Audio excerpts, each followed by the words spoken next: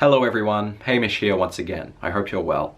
I myself am doing just fine, thank you, except for the fact that I've got a very sunburnt nose, and I hope that's not too much of a distraction in this video. Today I'm going to be analysing Heart of Darkness by Joseph Conrad. This is a pretty exceptional book if you ask me, and I think you can pick that up from the title alone. I passed this in the bookstore a few weeks ago, and the title just seemed to grip me and pull me towards the book. So I ended up buying it. I read it during a few really intense sessions. I did partially read this in a tent, in fact, and I came away thinking that this is one of the finest books I've read in a very long time.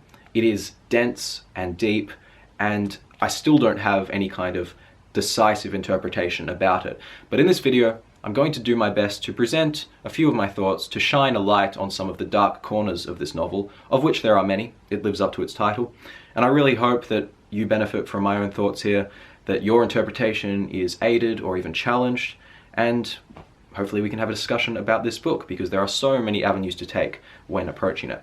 Although I didn't realize it until quite recently, my connection with Heart of Darkness actually extends back a few years. When I was a fair bit younger, I watched the film Apocalypse Now from 1979, and that was directly inspired by Conrad's novella. That was a film I professed for a while to be my favorite, and I couldn't really explain why. I guess it was just in the imagery and the music, because the narrative was quite obscure to me. Nonetheless, venturing to this novella, I did feel that I was returning to a really distant but intriguing friend, because I could still sense the atmosphere of this book. I could kind of guess at its general trajectory. It's quite a straightforward trajectory, it's just up a river. And so I suppose I entered this having a little bit more foreknowledge than your average reader would have back in the day. But even so, understandably, I've learnt this book to stand well and truly on its own ground. I've never met any piece of art which is quite like this in delivery, in themes, in atmosphere, and altogether it's been quite a surprise for me. I think it would be wise to begin by talking a little about Joseph Conrad, the author. He was born in Poland in 1857. He was educated there, and then as a young man he ventured to Marseille on the French coast, where he wanted to pursue a career in the booming, burgeoning world of nautical trade. So he got his seaman's ship up, he ventured to the Far East and even to Australia, which would have made for a really interesting novel actually. And then he came back to Europe, he got involved with England, he learnt English, so believe it or not, English is his third language. This book was written in his third language. That's incredible, I can barely comprehend that. And in 1890, he got involved with a Belgian trading company, which sent him down to Congo. This is basically the foundation for Heart of Darkness, this single experience in 1890.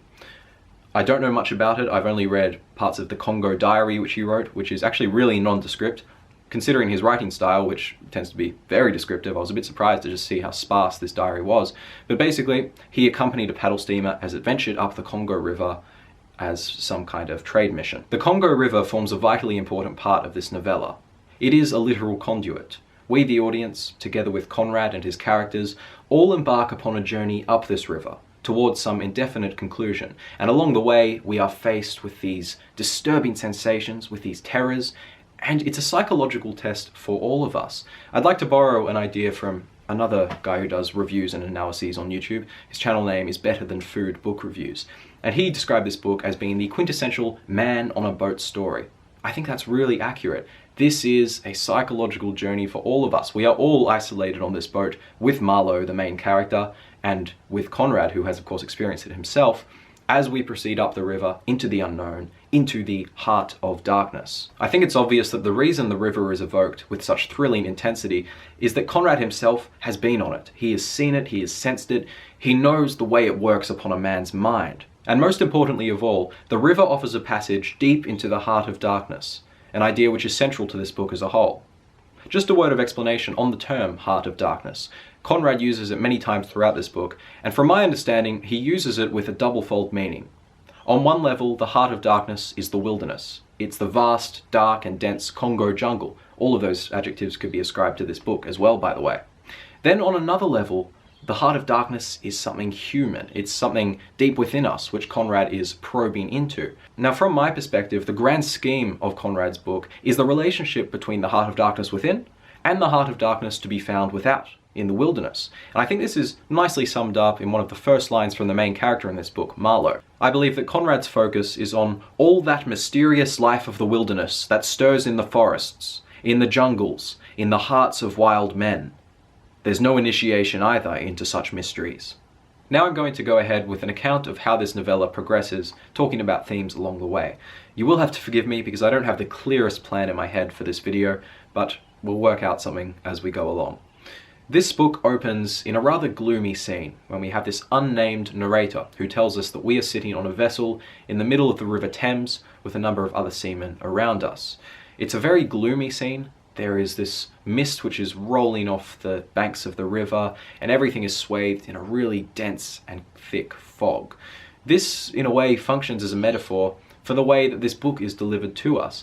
The literary critic Harold Bloom, who I read a tiny little bit of in preparation for this video, commented upon the obscurantism of this work. And I really like that phrase. That means the deliberate obscurity of it. So some things are left veiled, and I think that Conrad might be giving us a clue to his methodology here when he has his introduction swathed in this mist. Anyway, the unnamed narrator, who really only opens and closes the book, proceeds to eulogize the River Thames. He praises the river as being this grand and noble waterway which has conveyed all the great explorers and conquerors of Britain out onto the high seas.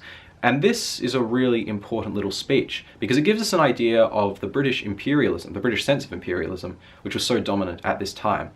In 1899, when Heart of Darkness was published, the British Empire was really at its height, and understandably, well, not necessarily understandably, but in the spirit of the age, the British were absolutely infatuated with their idea of world dominion. You know, the sun never sets on the British Empire, that kind of thing. That's the context for this work, and it's really important to note that. If I could just read a little about the narrator's vainglorious idea of Britain. He speaks of the British heroes in these lofty terms. Hunters for gold or pursuers of fame, they all had gone out on that stream, bearing the sword, and often the torch, messengers of the might within the land, bearers of a spark from the sacred fire. What greatness had not floated on the ebb of that river into the mystery of an unknown earth? So I imagine that he's presenting a fairly conventional perspective of British Imperium as being a great and exalted enterprise. However, very soon we receive a contrary interpretation of the River Thames and a contrary interpretation of the British Empire.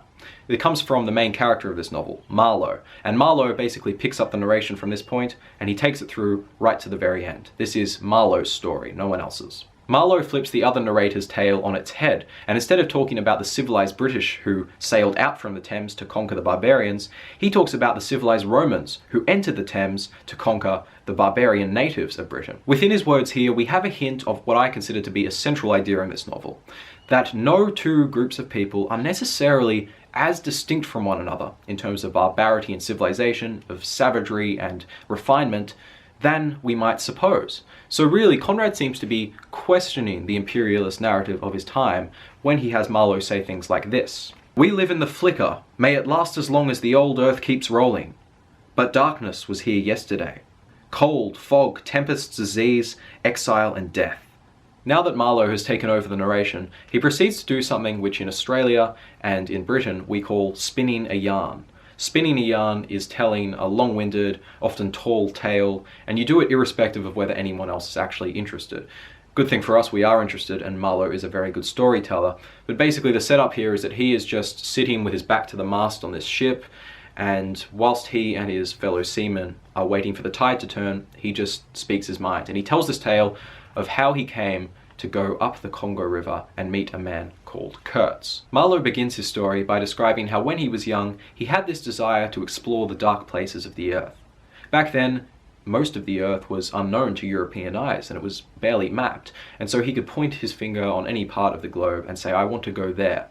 Nowadays, in the 1890s, the world looks rather different. The map of Africa is divided into all these colourful segments, one part belonging to one colony of one European nation, another to another colony. Marlowe wants to visit the yellow part of this map, Belgian territory, the Congo. And so already we have a sense of how imperialism has shaped the world of this book. So Marlowe goes ahead and he ventures to Belgium, to a city which he describes as a whited sepulchre. And that's quite an important phrase which appears a few times. From my understanding, that implies that despite the apparent gleam and the nice facade of European civilization, beneath it, it's actually really quite dank, and the civilization is resting on really immoral foundations, hence the the sepulcher part of it. So it looks nice on the outside, but beneath there are some really depraved things going on, of which Marlowe is conscious, which positions him as quite an interesting character from the beginning. And so he organizes to be a captain on a river steamer up the Congo River, and he's soon venturing down the west coast of Africa on his way to Congo. And along this journey, we have this incredible scene. It was probably the first time in the book where I just thought, wow, Conrad is really trying to achieve something great here. This scene takes place as Marlowe is somewhere along the coast, and he runs into this French ship which is aiming its cannons inexplicably at the dark mass of the African continent, and it's firing cannonballs into it. He describes it like this: "In the empty immensity of earth, sky, and water, there she was, incomprehensible, firing into a continent. Nothing could happen. There was a touch of insanity in the proceeding, a sense of lugubrious drollery in the sight." In this little scene, which is highly symbolic, Conrad reduces the enterprise of imperialism to something which is truly farcical and absurd. This ship, thinking itself to be so powerful, so mighty, firing into a continent. What can it be possibly hoping to achieve? That's the question which I think Conrad leaves us with here.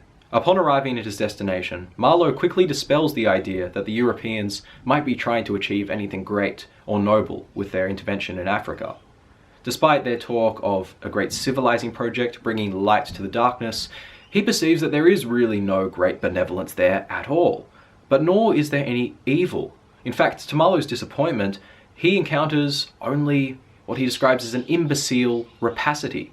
The people who are there are just hungry for riches. It's something as base and as unspectacular as that. He describes it in these strong terms: "I would become acquainted with a flabby, pretending, weak-eyed devil of a rapacious and pitiless folly." We learn throughout the book that Marlowe is someone who really admires decisiveness and surety. Yet as he lands here in Africa, all he sees are the Europeans torturing and tormenting the natives, these holes blown up into the ground for some unknown reason, discarded machinery. The whole operation is just really disappointing to him. We also learn, even at this early stage, that Marlowe is someone who has a capacity for sympathy.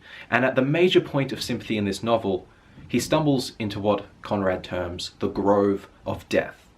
This passage is really striking. It's one of the most striking in the whole novella, and as a portrait of grief and abject suffering, it doesn't come much more strong than this. The natives have been worked so hard only to be thrown away, to die and sicken in this shady grove by the river Congo. He describes it thus: "Black shapes crouched, lay, sat beneath the trees, leaning against the trunks, clinging to the earth, half coming out, half effaced within the dim light, in all the attitudes of pain, abandonment, and despair. They were dying slowly, it was very clear. They were not enemies, they were not criminals, they were nothing earthly now. Nothing but black shadows of disease and starvation, lying confusedly in the greenish gloom." In order to make this scene even more intense, Conrad juxtaposes the suffering of the Grove of Death to this image of a colonial accountant working on his books just beyond. He writes, "He turned to his work. Bent over his books, he was making correct entries of perfectly correct transactions. And 50 feet below the doorstep, I could see the still treetops of the Grove of Death." Although this book has come under fire from some sources for supposedly dehumanizing or delegitimizing the plight of native Africans, I think passages like this have an undeniable empathy. They are truly aghast at the sorrow that's been inflicted by the European colonialism. And, I think Conrad's got a heart at the end of the day. Despite his time, I think he has got a heart. Now, once preparations have been made, Marlowe sets off as pilot of a river steamer, and he's part of an expedition which involves going to the far station in order to collect a man called Mr. Kurtz.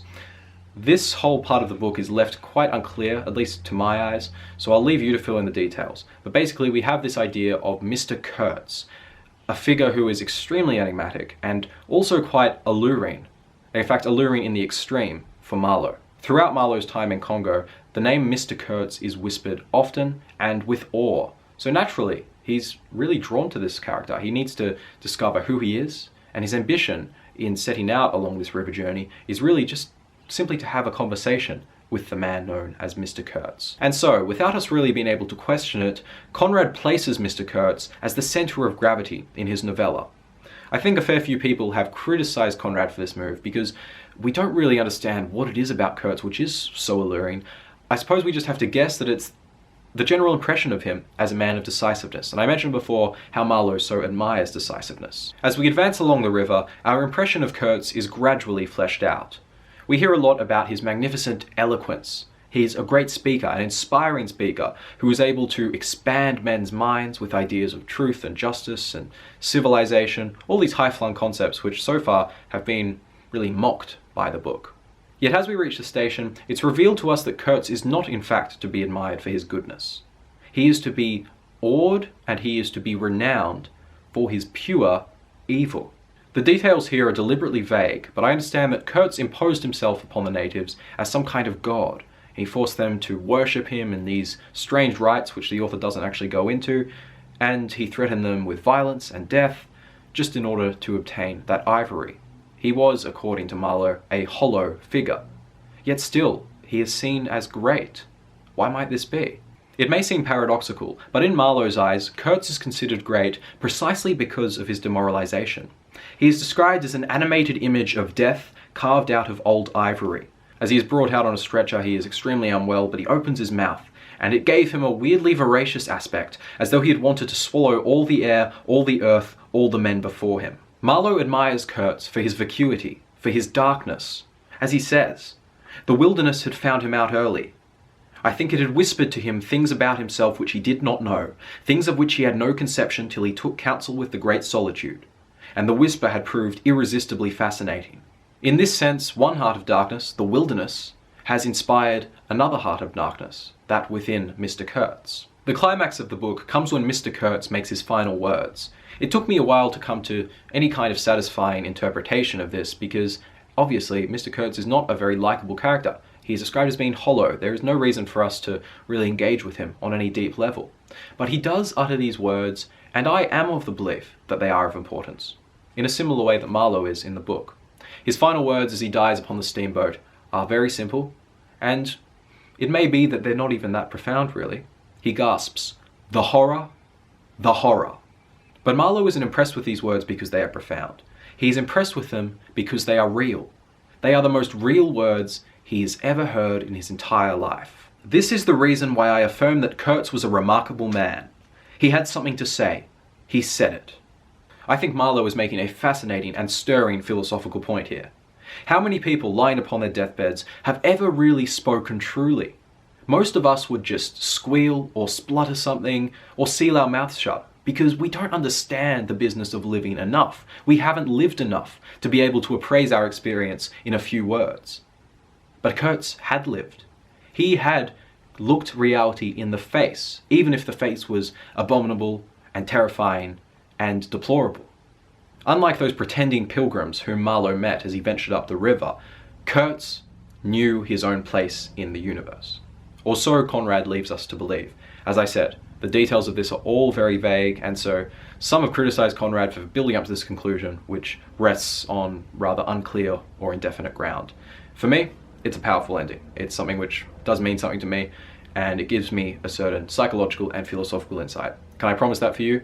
No, I can't, but all the best with it. I do have a few more points to make about this book, but this video already seems quite long, and it feels natural to finish on the character of Kurtz. So I might leave things as they are for now. Hopefully I'll do a supplementary video and I'll put those points in and link it somewhere on the screen or in the description for you to have a look at.